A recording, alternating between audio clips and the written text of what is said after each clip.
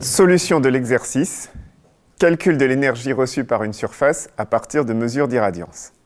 Dans les fichiers de solutions qui vous sont fournis, les données expérimentales d'irradiance du CIRTA, qui forment le support de l'exercice, ont été traitées à l'aide du tableur Microsoft Excel.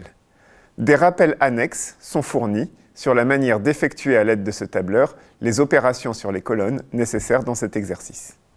Nous traitons dans un premier temps le cas du rayonnement reçu par une surface mobile qui suit le Soleil dans sa course.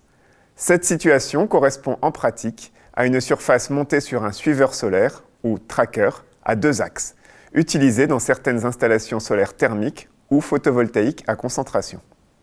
Nous nous intéressons d'abord à la composante directe du rayonnement.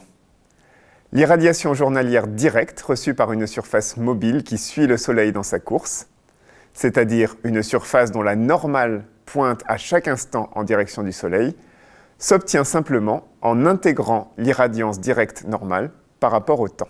On définit un pas de temps qui est uniforme dans le cas des mesures du CIRTA et égal à 1 minute.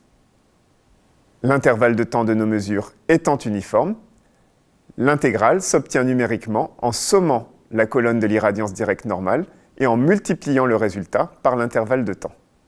En exprimant cet intervalle de temps en heures, on obtient directement un résultat en watts-heure par mètre carré. À la composante directe, il convient d'ajouter la composante diffuse, c'est-à-dire provenant de l'ensemble des autres directions du ciel.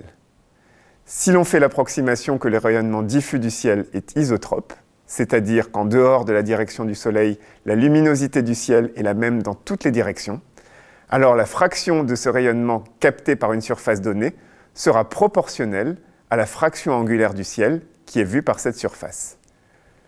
Lorsque l'inclinaison de la surface est β, exprimée en degrés, cette fraction angulaire sera simplement égale à 180 moins β sur 180. Le rayonnement diffus capté est bien maximal lorsque la surface est horizontale.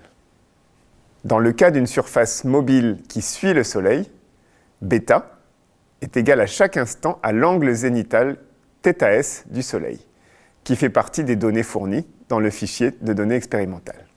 L'irradiance diffuse reçue par une surface mobile est donc à chaque instant égale au produit de l'irradiance mesurée sur une surface horizontale par 180 moins θs sur 180.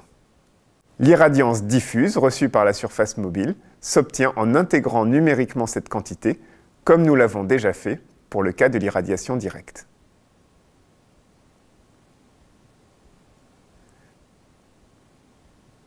L'irradiation journalière globale reçue par la surface mobile s'obtient en additionnant l'irradiation directe et l'irradiation diffuse.